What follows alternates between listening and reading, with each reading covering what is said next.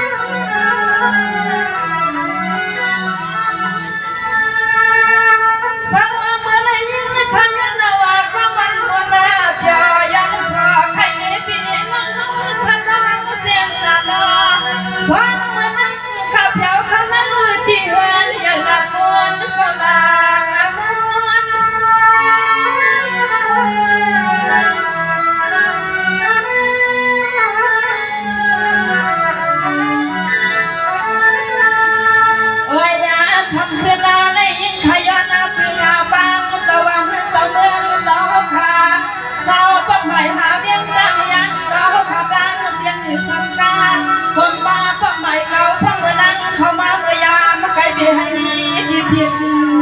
อยากเบียให้มีที่มันเพื่อนมันเปียกเข้ามาสาวขาดานเสียงทางปันนานั่งให้เขาก็ยังเดือดกว่างทองหักมาหักมาหัน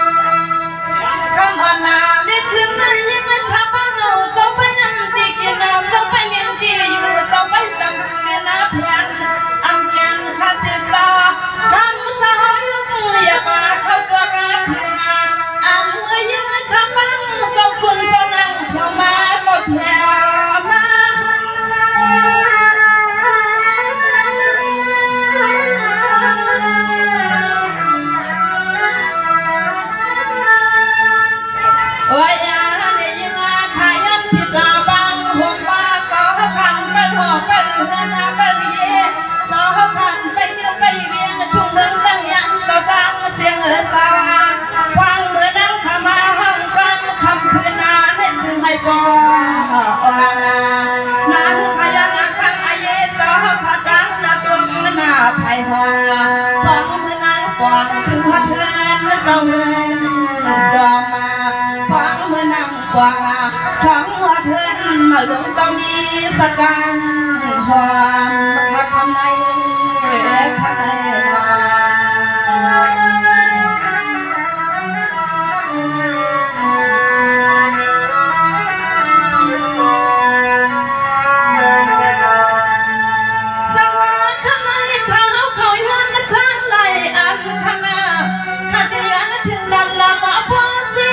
อย่าเบียให้มีพี่คำขึ้นในนั้นนะคะย้อนผิดบ้างและคุยส่งด้วยสองคำว่าเสาเนี่ย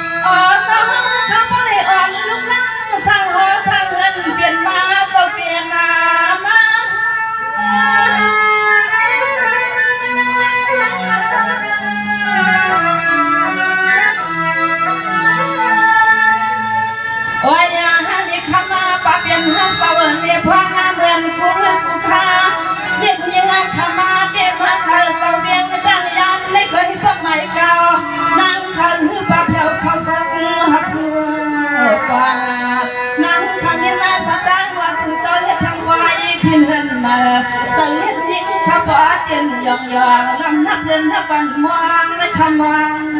นาอ๋อเล็กคำอย่างนี้ลูกหลังเสิร์ฟให้ดวงหอดมาแผ่วข้าอ๋อข้าอ๋อ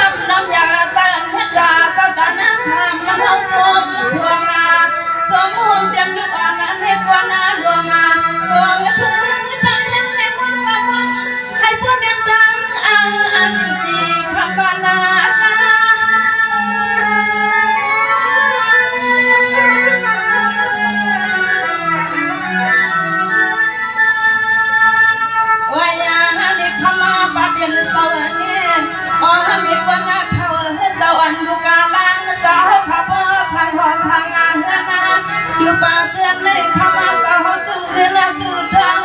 สาวมุ่งมองกูเคียงทำป่าเปลี่ยนให้สาวให้มีตาวันข้ามาอ่อนลูกนางทางเฮือน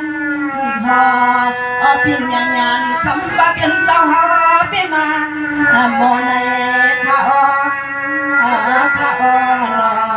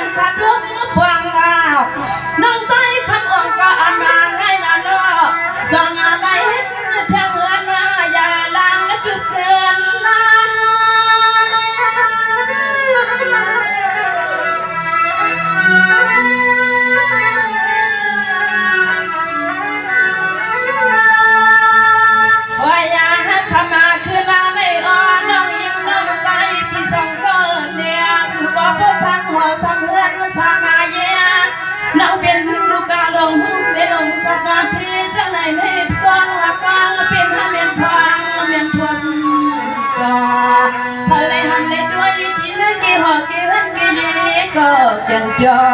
ซ้ำนาเฮือนเสือพะเลหันในด้วยก็ยังยอซ้ำนาเฮือนเสือที่อ้อที่อ้อนา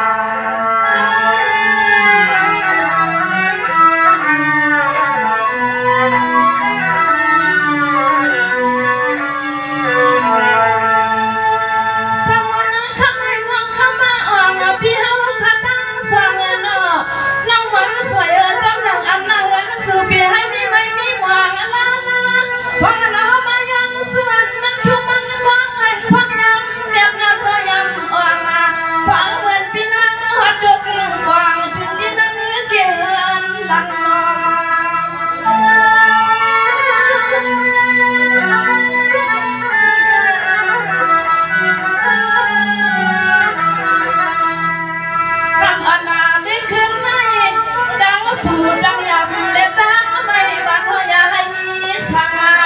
ซึ่ง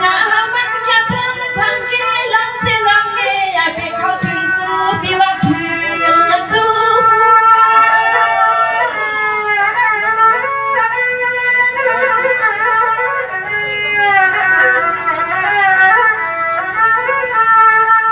โอ้ยน้องยิงน้องใส่พี่สองก็เนี่ยเป็นคนรอบ่ตั้งเป็นคนอาถรรพ์สั่งสอนนี่จึงบอกยากกว่านะพี่เฮาสึกตรงมองไอ้ปันพี่หัวที่เฮนาน้องเอ็นพี่ฮาว่าข้าจึงให้เป็นเมียจึงให้ผู้อับสุนัขทั่วกาเสียเงินเขตสุนัขมายืนบังปันนาก็เป็นพี่สมยังนาเสริมน้ำใส่น้ำขอนสุนัขดังนามาคำไหนคำไหนนอ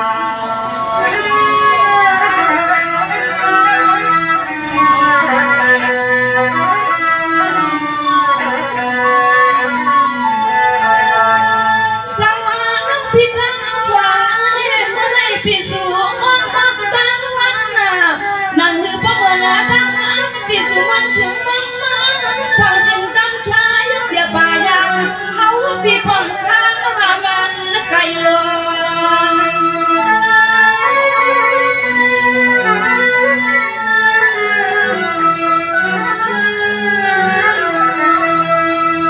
สาวเมื่อไหร่พี่ก็ทุกวางทางเสือวันนั้นลีลาอย่าเหินบางน้องยิ่งน้องใส่พี่สองแล้วก็อามาไงเสียแล้วพี่นี่ก็ขับอาสาเอาฟังเพียงอายุฟังยังไงถึงกันพี่มาหาเพื่อนน้องตัวที่ไรก็มันกันลิเซอร์วันไหนดีอาเซ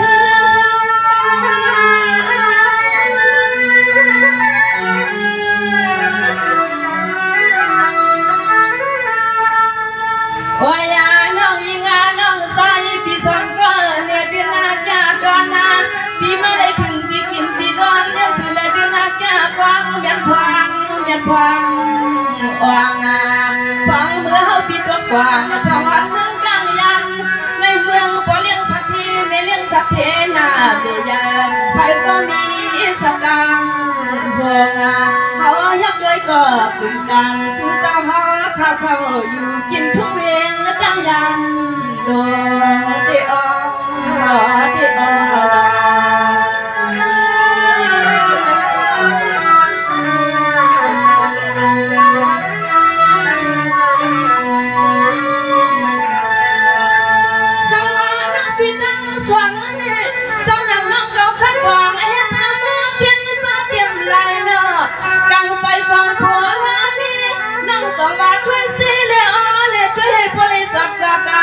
สุดจังเลยกับเสียบีสายลูกเพิ่มเมื่อวันปีนั้นเลยมาวนมาเปลี่ยนเกหันสุนท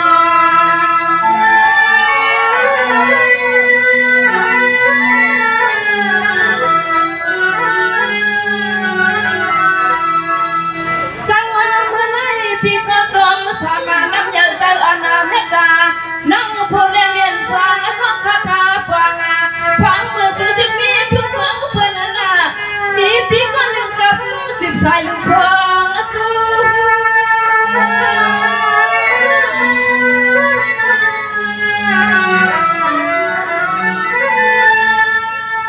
ว่าอย่างนี้ก็เป็นพี่เขาก็ตัวมาจนพี่สมพงษ์เตรียมน้ำแต่น้ำคอน้ำโพเลมีคำย้ำคำมาคือนาน้ำเขาก็เปลี่ยนให้เจ้าเขาต้องเงินนาให้มันวางก่อนนั่งยิงนั่งใส่เปียในกองสว่างเดี๋ยวจะหือก็จึงให้มันแก้มันบวงเขาเปียกเมียไว้เย้าเรือนเย้าเยี่ยวเสกขาเสือนน้ำพลเมียนเป็นสักทีเจ้าเงินดวงนาพี่ว่าลา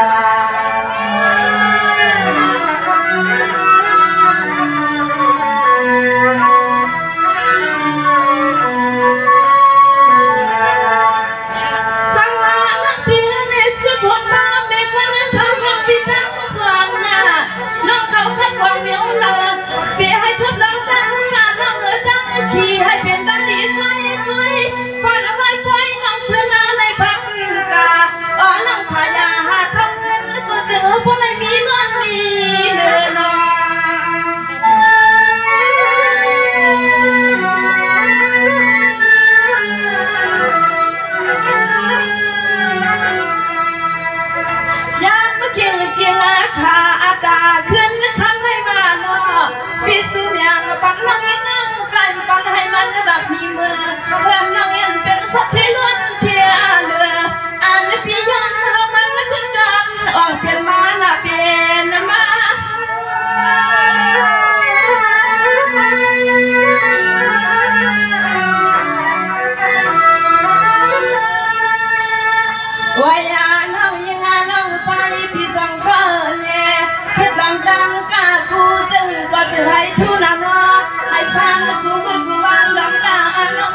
เป็นใครมีนั่นในก็จะให้เป็นสักทีกูคิงค่ะ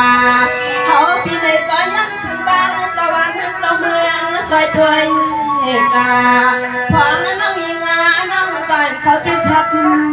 ใจไปให้มีที่ยอมเธอนาพิวาพิวา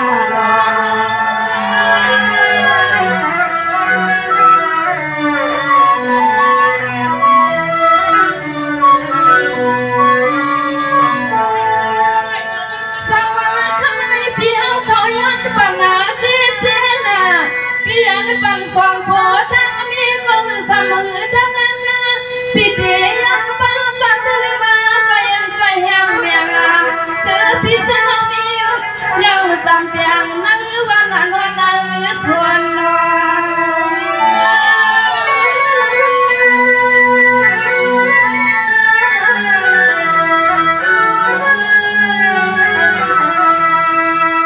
เสมานาปะเท่าเมกินีเปียงเสียงยาดาวนพื้นพรสาวคาตาเสียงวันดา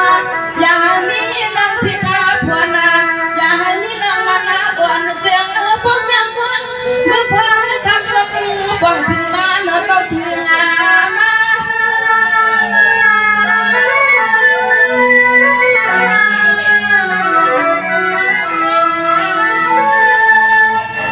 ว่าอย่าให้ยิงอาขยานาหัวมาปานาปานาน้องยิงน้ำใส่เพียวขาดังเสียงสาว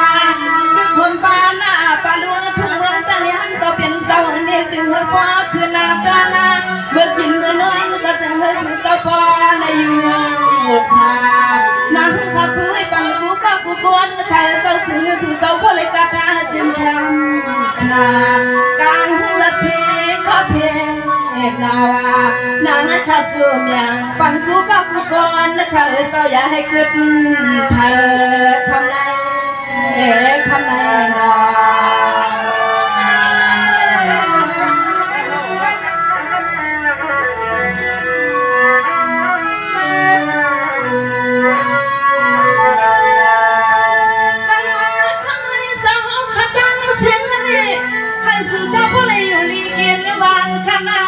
ดังผ่านเปลี่ยนมาเสื่อมมันคือมันสั้นให้เหมือนดังอันกูก็มออยากชายานาอ่อนสิ่งที่ตัวเลี้ยใจเศร้าเพราะเลยเพียงบนกาเซ่เม็ดตาเศร้าอันเออันเลยมาเรายังเปิดตัวเมียสักเมียเสียงน้ำมันลึกเขียวงอ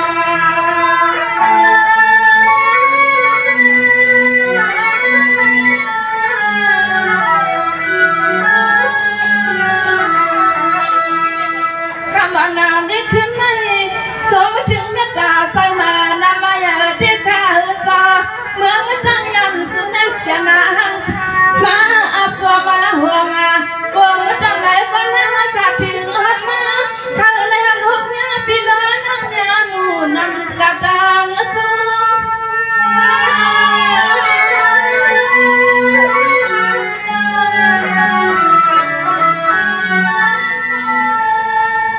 ว่าอย่าให้อ่อนสิพิเศษเสาตั้งเสียงอันคำขึ้นในเดือนหน้าบางเมืองทุ่งเมืองปักไม้เก่าสาวพังเมืองนางเข้ามาก่อนนั่งขยานาสุดดานาให้ผลิตทบก็ยังไม่จังเสาตั้งเสียงเสียงอย่า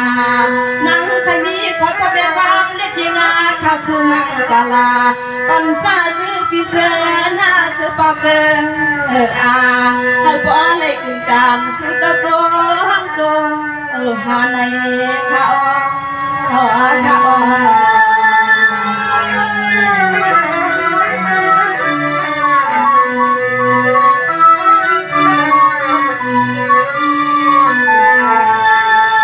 สวัสดีข้าในข้าพอสมถึงน้ำตาตั้งสุขฟังข้าหน้านักมังเตรียมลายบ้านมังสายังลายข้านับเพียงนับมือข้าตาเสียนักกันมาเลยถึงทุกวันนักนายานาสุนา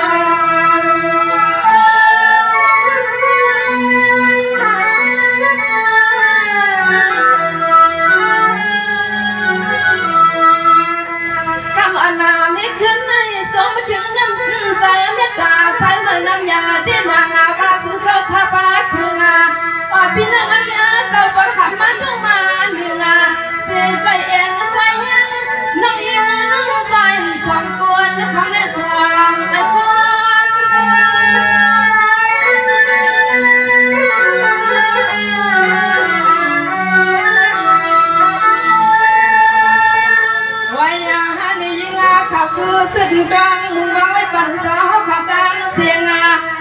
พลลีสินากาตากูกูหันขันนอ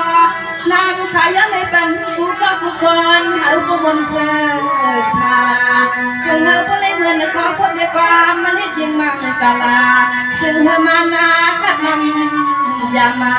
หวังเมื่อคำเย็นลายิ่งนึกหักประมาไฟเพในปีนั้นห้องเขาขับดังเสียงดังนำมาขับคำในคำในดอ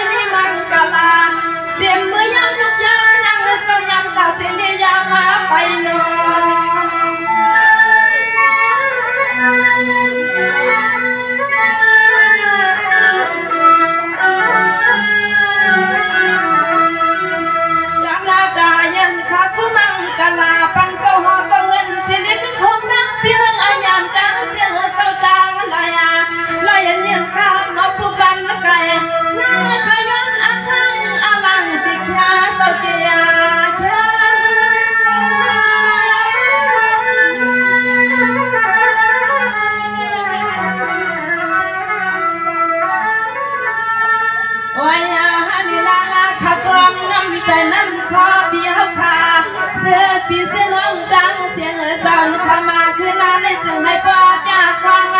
เมื่อพ้องเรียกยิงขมา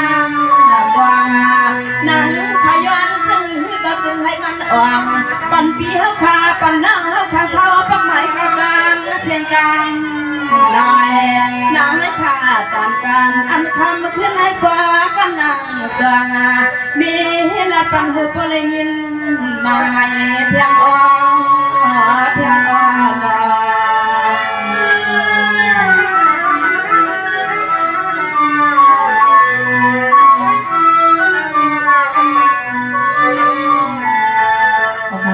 สมหลังอันเขาในห้องพักบากา